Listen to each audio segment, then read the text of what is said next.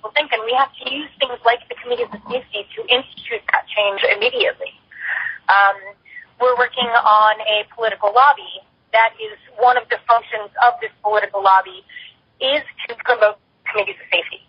There are a lot of people who, like it or not, will participate in the things that we are trying to do, like committees of safety, if we say we have a political lobby. And if we do not, if we say we are your local militia and we want to institute this committee of safety program, they won't participate because they're scared. But you give them something like a political lobby and they feel safer.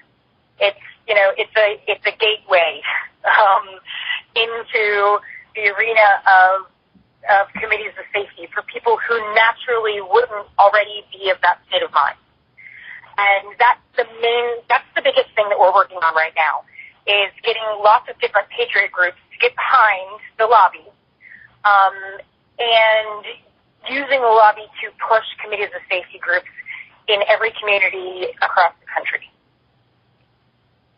Okay. That's what we need, is we need to, for lack of a better term, we need to attack them on all fronts. We need to be political lobby, have political lobby. We need to have our neighbors understand that we are not what the news and the mainstream media and the radio wants everybody to believe that we are. Right. I have a lot of people from within who say, "Oh, political lobby, politics is totally corrupt and we shouldn't have anything to do with them." And I understand that, and I get that, and I really don't think that honestly this lobby is going to put one of us into a presidential office anytime ever. What I do think that this lobby can do is reach out to people who are of our state of mind but haven't come over to our side of the fence yet. They haven't gotten there fully, but this lobby can introduce it to them in a manner in which they feel safe. And, that's the deal, is that so many people are scared and fearful and of, what the media has told them about us or of the unknown. And what this lobby does is it presents this to people in a safe atmosphere where they can actually jump on it and really pay attention to it and think, oh, wow, this is exactly what we need. There's no one on the planet, liberal, conservative, what have you, that can look at this community as a safety thing and say it's a bad idea. But if it's just radical people from the militia movement promoting it, you're not going to get as good of a response from the public at large. However, if you have a lobby that you have many different patriot groups involved in promoting it, then it has a lot better chance to get off the ground and soar. Yeah, Randy and I were speaking about the grand juries. And if we convened grand juries of people like you and me, it would not... It would be a field day, if you will. Right. People would say, who are these people? Why should we listen to them? But the main people, at this upcoming meeting, one of the workshops that we're doing is on committees of safety. And we're actually going to Skype in Mary Hunt on a big screen with microphones and stuff. Should be interesting, to lead the committees of safety workshop. And the majority of the people that I'm inviting to this are local Tea Party people and local political activists. They're all people who have the exact same beliefs that we have about the Constitution. They just aren't necessarily arming and training. Most of them are actually going out and buying guns and having someone teach them how to shoot. But they aren't they're tackling this in the same manner that we are. But they believe the exact same thing we do. And they are naturals for the committees of safety.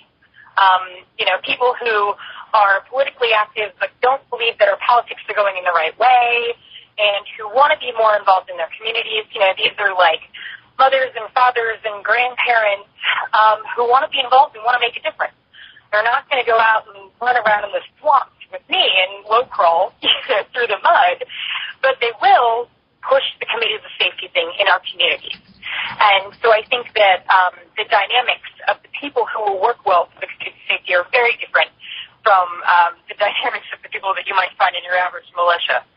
But they are of the same mind and the same heart. They just have different approaches. Right. There's orators and then there's soldiers.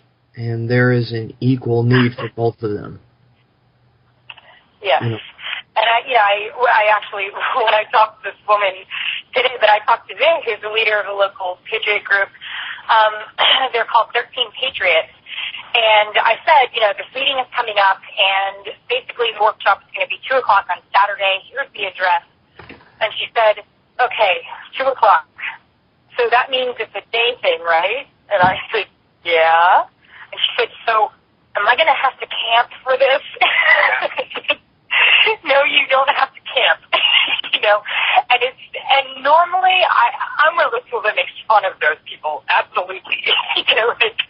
I make fun of everybody who's not willing to get out and get dirty and stuff. But, we have a large segment of our population who just isn't into the dirt thing. And they're not into working hard physically. But they are people who are very active and want to save our country and want to restore our Constitution. So, I think that taking as many different approaches as we can to this, from as many different angles, is essential. Okay. My next part on the committees,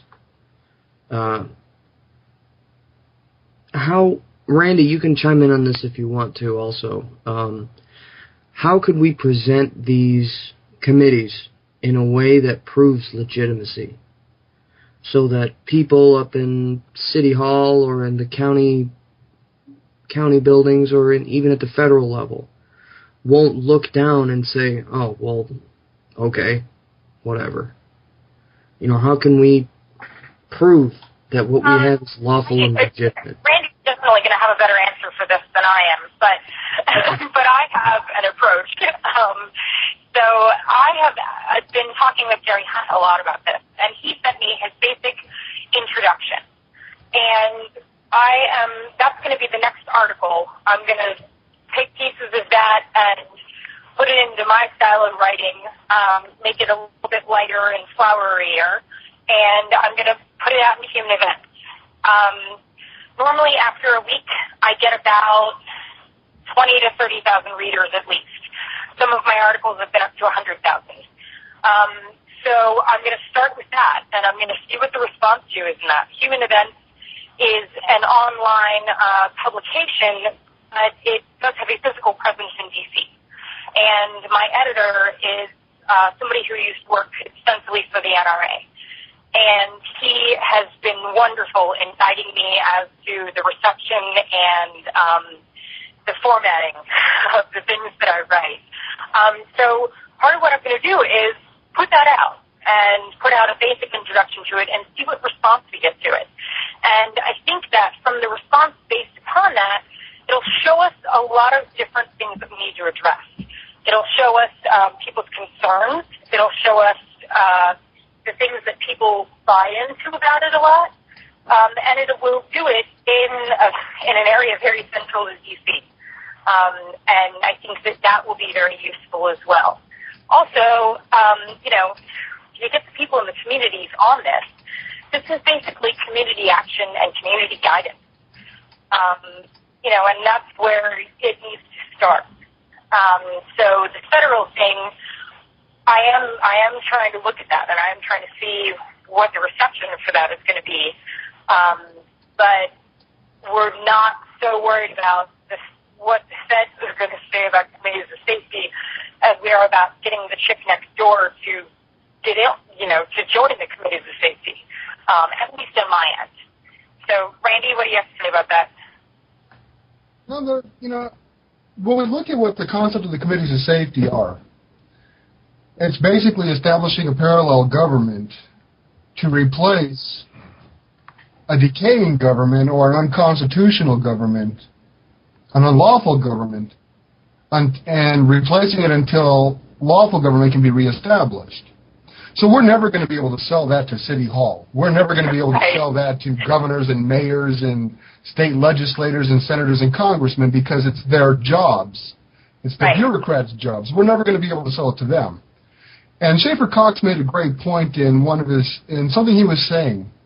As long as we continue to engage in actions that require the government's approval in order for them to be successful, we will continuously fail. Absolutely. That is the concept of the committees of safety. We're not asking for their approval. Now, what we do have to do is we need to sell it to the people, we the people. And the best way to do that is like what Amelia was saying, just go out and start talking to people. And that's, in the intro that Mary gave me, basically it sets the committees of safety up as filling in where the government fails. And that can kind of be interpreted as however you want it to be interpreted. Exactly. If it's in times that the government is overwhelmed because of a natural disaster, or if it's in times that the government is failing in its entirety, like now, that's kind of up to the reader to think about what that really means. And I think that as long as you present it to people as saying, this is supposed to make up for what the government lacks, and this is supposed to fill in the holes that they aren't addressing. That allows people in their own minds to make this as important and as all-encompassing in replacing the government as they want it to be, as they believe it needs to be. So it does a little perception trick with people, because we're not saying in this intro, we're not saying this is something that we're going to use to overthrow the government, or this is something we're going to use to replace our current government. We're saying this is something that's going to fill in where our government is lacking, and this is something that's going to address the areas that our government is not addressing. And that way it makes it a viable, non-threatening thing for people. They don't feel like they're going to get in trouble or like they're doing anything wrong by participating in this. And when you focus on the community humanitarian aspect of it, and you say, look, this is about caring about your neighborhood. This is about caring about the people that you should know really well. It's a very basic, fundamental thing. Well, you're right, and that's how you sell it. I just compiled the files for a step-by-step process into educating people on committees of safety that can be burned to a CD, and it consists of several of the writings from the committee.org page and the audios that we've done in PDFs, laid out in a progression, so that one leads to the next one in understanding of the committees of safety and then implementing them. And as Gary pointed out, one of the and as we pointed out throughout all of the shows that we've done in the past, one of the best examples of how we can present the committees of safety is to use Katrina. Right. And that is truly one of the best ways. What if we had committees of safety well established there? Well, before it even hit, the committees could have been mobilizing. They could have been getting supplies, medical supplies, first responders, people within the organization and those outside of the organizations in their community together, and preparing for what was coming. Food, blankets, water purification, shelter, all of this stuff. The militia could have then mustered the militia, gotten them, and used the militia to help people get to safety, search and rescue, whatever it is that we needed them to do as well. And by the time that people finally got in there, they would have seen a city that was not in the shape that it was in, but one that was pretty well under control, and there would have been no need for them at all. And people would not have gone 7 days without water. Right. And, I think one of the other very important things about community of safety, because I see a lot of poverty, and it's getting worse and worse every day. And this is a consistent crisis that we're in, that our government is not addressing on any level. And the committees of safety can make a daily impact on people's lives who really need help. every single city has somebody in it that is starving or that is in need of some